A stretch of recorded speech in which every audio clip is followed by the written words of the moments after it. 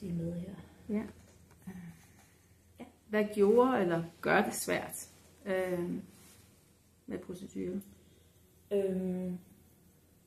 Jeg tror, ja, det er faktisk lidt svært at svare på, men jeg tror, at noget af det er ikke helt til fulde at vide, hvad det er, der skal ske. Altså det der med ikke altid at have en dagsorden for den kontrol, eller det vi nu skal igennem på en eller anden måde, når vi er for eksempel her på hospitalet. Det kan også være andre steder, ikke? Men så nogle gange så tror jeg, det er det. Og så tror jeg også, at det jeg i hvert fald kan mærke på Sofie, at hun er super opmærksom på, det er, om der kommer et bagholdsangreb. Altså det der med at blive afledt, sådan, og så lige pludselig så sker der et eller andet. Og det, ja, det synes jeg især, jeg oplevede, da hun var lille, for eksempel når hun skulle vaccineres, som for os måske også kan være en lille ting, men for hende var det en stor ting, og det var noget, vi besluttede, at det skulle hun. Så der var ikke så meget at diskutere, men der synes jeg nogle gange, der var en masse snak og alt muligt for ligesom at aflede, og så lige pludselig så kom den der nål ind fra højre, og det glemmer hun altså ikke. Nej. Så det der med heller ikke at vide besked om, hvad det er, der skal ske. Og selvfølgelig kan man diskutere detaljeringsgrad. Og jeg kan godt forstå det, for jeg har jo også været, og kan stadig godt blive i tvivl om, hvor skal informationsniveauet ligge i forhold til den alder, man nu har med at gøre. Ikke? Men jeg synes egentlig, at det er det, der kan gøre det svært. Og også det der med at have, altså, hun har jo også oplevet, og det er faktisk ikke for at pege fingre, nogen har faktisk selv været med til det, det der med at blive holdt fast, altså det der med 1, 2, 3, nu gør vi det, fordi det er måden, vi ligesom kommer igennem på det på.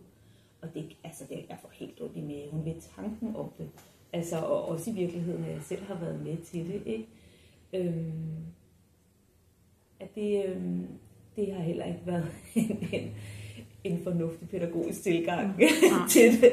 Altså det vil jeg da ønske, at hverken jeg eller andre ligesom havde gjort. Det har ikke gjort noget godt. Og så synes jeg også, at det er svært, det der med, at der så ikke har været en plan, hvis tingene ikke har kunne lade sig gøre. Fordi så har det nogen, altså tit kan jeg læse et journalnotat, hvor der står, at det vi nu skulle igennem, eller det hun skulle igennem, at det her kunne være, det har ikke kunne gennemføres. Og så har vi bare fået en ny tid til det samme. Altså jeg tænkte, det bliver den jo ikke gennemført af. det kommer vi ikke videre af. Og så har jeg faktisk efterspurgt hjælp også, eller spurgt, sådan, har I et forslag til, eller hvad kunne vi gøre, eller altså. Og der er faktisk ikke så mange, der har haft et godt bud på, hvad vi kunne gøre, eller hvordan det kunne gribes an på en anden måde.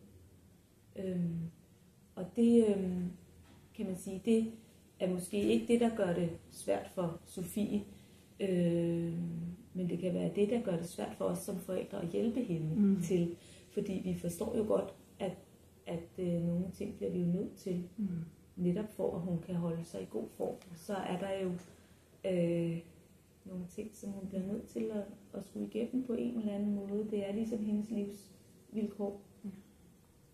Og vi har jo faktisk også en anden datter, og de er tvillinger. Så de er jo født lige for tidligt, kan man sige. Og vores anden datter, Astrid, hun har jo startet livet på samme måde. Men hun har ikke den samme bagage med sig. Så der er jo sket noget på et eller andet tidspunkt. Ikke? For hun synes faktisk, det er helt okay at komme til læge. Og hun synes faktisk, det kan være spændende, hvis hun skal herind. Og hun synes, det er sjovt at holde øje med. Og hun kan jo også selv efterspørge, hvad er det, jeg skal i dag, hvis der er nogen, der ikke fortæller det, eller hvis hun bliver i tvivl. Ikke? Men de kommer jo faktisk med præcis det samme udgangspunkt nærmest. Men deres reaktioner i det er helt forskellige. Så på et tidspunkt har det tippet over til, at de har haft forskellige oplevelser af, hvordan det har været. Og de har jo også haft forskellige mængder af besøg, ikke? Men til en start er det jo meget det samme for dem. Siger du egentlig, at det, altså fordi det lyder som om, at Astrid, hun skal bare vide, hvad der sker, og så går det fint. Men er det så i virkeligheden, fordi vi ikke formår at fortælle Sofie, hvad der skal ske og sker? Jeg tror i hvert fald, at hvis jeg kigger tilbage på det, så har jeg ikke været lige så god til at fortælle Sofie om, hvad det er, der skulle ske. Og jeg kan jo mærke på hende nu, blandt andet efter, at vi to har talt sammen om, hvordan vi kunne gribe det an, at hun har faktisk brug for at få det at vide rigtig mange gange. Tusindvis af gange. Og det handler måske også lidt om hendes kognitive formåen og sådan noget, men det ændrer jo ikke ved, at hun stadigvæk faktisk har gavn af at få det at vide. Jeg har det samme behov. Ja.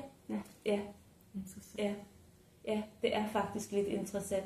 Og det er også, altså i virkeligheden, når man siger det højt, ret logisk, ikke? For hvorfor skulle hun dog ikke have behov for det? Men på en eller anden måde er det smuttet lidt. Eller sådan, på en eller anden måde er der noget, der er skrevet i det. Og nu når hun også selv bedre kan give udtryk for, hvad det er, hun har brug for, så er det jo også lettere at gå med hende i det. Ikke? Men det gør jo også, at hun ikke er blevet præsenteret helt for de samme muligheder som lille. Måske. Ikke? Ja. Altså, ja. Spændende.